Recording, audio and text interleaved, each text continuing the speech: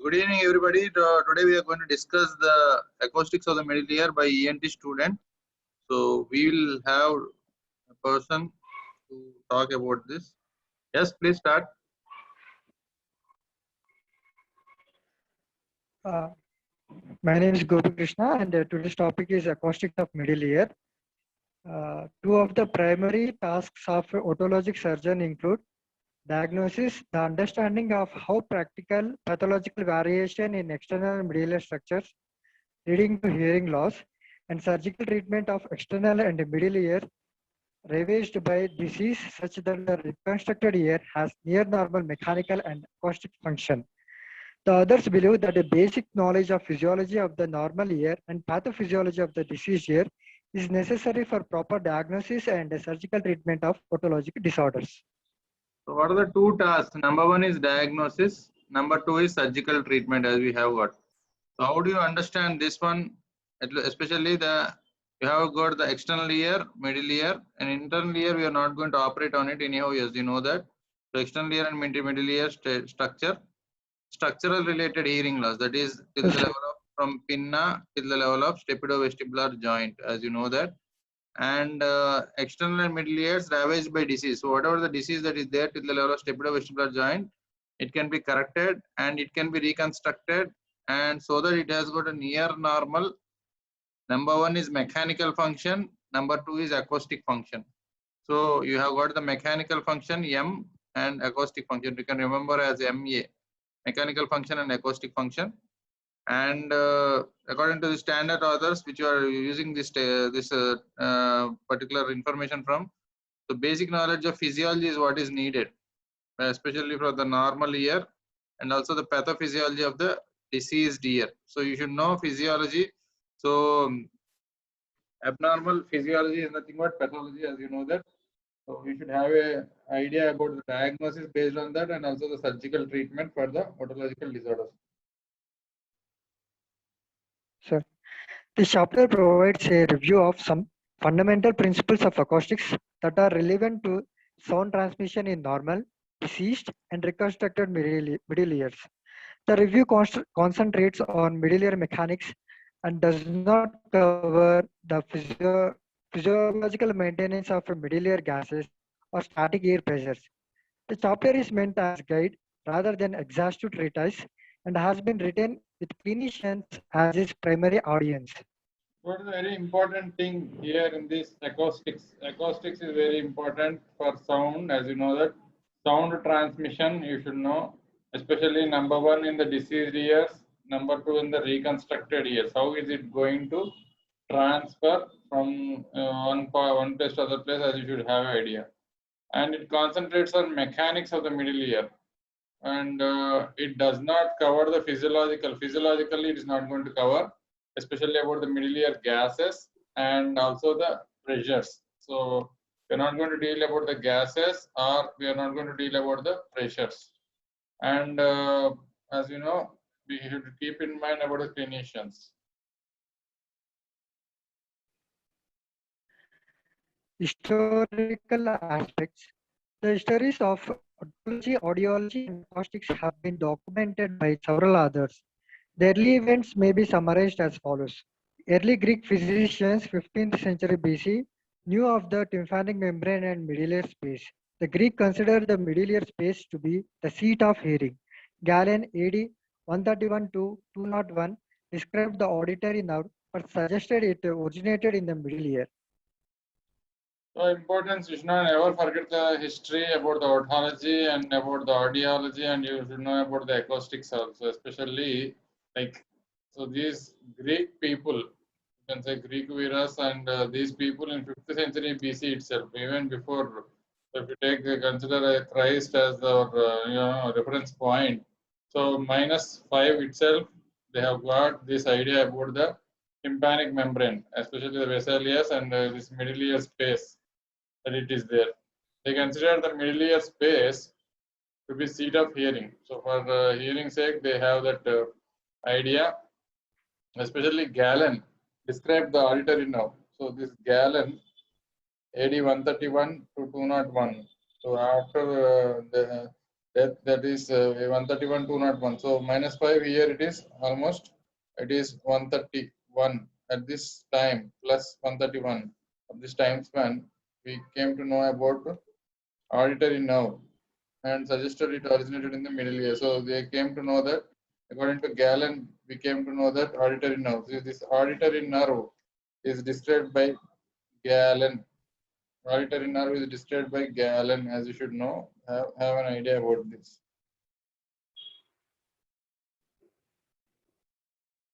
The Renaissance produced several great anatomists who described the ear in detail.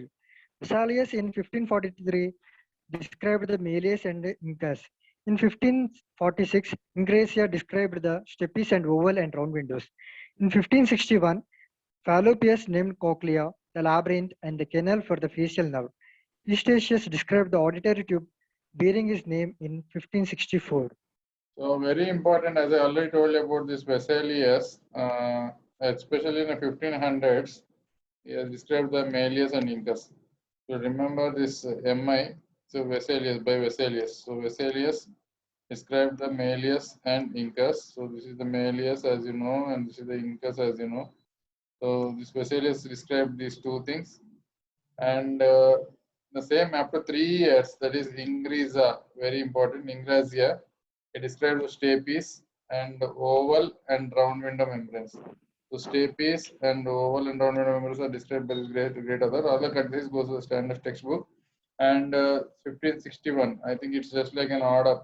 The Fallopius has named the cochlea. So cochlea, and this is labyrinth and canal for the facial nerve. So it is also called as fallopian canal. So this person Fallopius looks typically like this. You used to have long beard like this. So and then he'll be having a cap like this. So Fallopius looks like this, according to my understanding, my remembrance. So Fallopius looks like this. This is Gabriel Fallopius. The person's name is Gabriel Fallopius. He has described the cochlea, labyrinth, and fallopial canal, seventh cranial nerve. Canal for the seventh cranial nerve. So this is about the Fallopius, very important.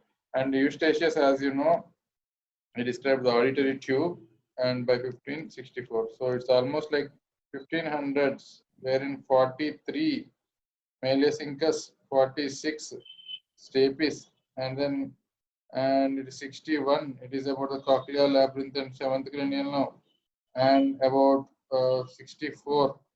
It is about the auditory tube, that is eustachian tube. 1964, 1564, it is eustachian tube. So this is the order of most of the important anatomical structures that is discovered.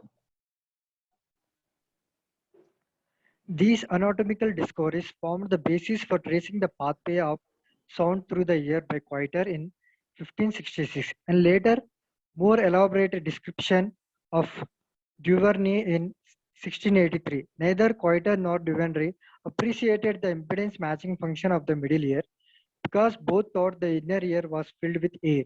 That the labyrinth contained fluid was established by Meckel, who in 1777 this demonstrated that frozen temporal bones were always filled with ice. The microscopic structure of the inner ear were first described by Corti in 1851, followed by Riccius' description of hair cells and their innervation by auditory nerve fibers in 1892. Very important discoveries, as we know, by 66. So now it is 1566. Coiter, it's not goiter, it is Coiter, and Duvernay in 1683, almost 120 years later. So they have made the pathway of sound. So they were helpful in the discovery of pathway of the sound. These are the E. coli MA. So, but unfortunately, neither Coiter or Duvernay, they did not appreciate the impedance matching, which is very important. Impedance matching was not known, and they thought it was filled with air. So inner ear, whatever is there, cochlea, they thought it is also filled with air. So air is the thing that is there, like they thought. And this labyrinth had a fluid, okay, which was established by Meckel.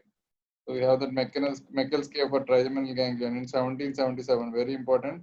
So labyrinthine fluid, how he could find? So because there is ice, so he could understand that. So it is labyrinthine fluid, so which is described by Meckel. So very importantly, and the microscopic structures of the ear were discovered by Corti, that is called the organ of Corti in 1851. So organ of Corti in 1851, and followed by Retzius, who described the hair cells and their innervation by the auditory nerve. So Retzius described the hair cells and therefore auditory nerve in 1892. So it is Retzius, very important, by these hair cells. Helmholtz in 1868 initiated the period of modern auditory physiology by defining the principles of impedance matching and how the middle ear served this function, stating the problem of matching the transmission of sound in low impedance air to the high impedance of air filled with cochlea. I. Helmholtz conceived of three means by which pressure transformation takes place: a lever function that resulted from the shape of drum head itself, a lever action of the oscillar chain, and the hydraulic action of the large tympanic membrane acting upon the small stapes foot plate. So as you should know, this fellow Helmholtz is very important, especially in 1868. So modern auditory physiology is all understood by that, and he has laid Helmholtz theory like impedance matching. So greater amplitude, lesser force to lesser amplitude, greater force. That is a very important. The amplitude should be less, force should be high. So that is matching the middle ear served this function. So how it happened? Low impedance air to high impedance. So low impedance air and high impedance of cochlea fluid. So you cannot compress the fluid very easily, but you can compress the air. So therefore impedance for air is low and the cochlea is very high. So cochlea is very high. We conceived of three means. So what is this Helmholtz theory? So this is about the pressure transformation. So you should have it in mind about the pressure transformation. How does it take? It has got a lever action. So that resulted because of the drum itself. So lever action because of drum head, that is tympanic membrane, and lever effect because of oscillar chain, and hydraulic action, as you know, like a gear wheel and free wheel of a bicycle. Hydraulic action of this particular large tympanic membrane and small foot plate of stapes. The same way, tympanic membrane is large and foot plate of stapes is just having 3.4 millimeters as this diameter. Okay, this is 3.4 millimeters in that. In the 20th century, many investigators expanded, corrected, or quantified these basic concepts. Notable contributors to our knowledge of middle ear mechanics include Nobel laureate George von Besky, Ernst Glenn Weaver, Marley Lawrence, Jorgen Tondorov.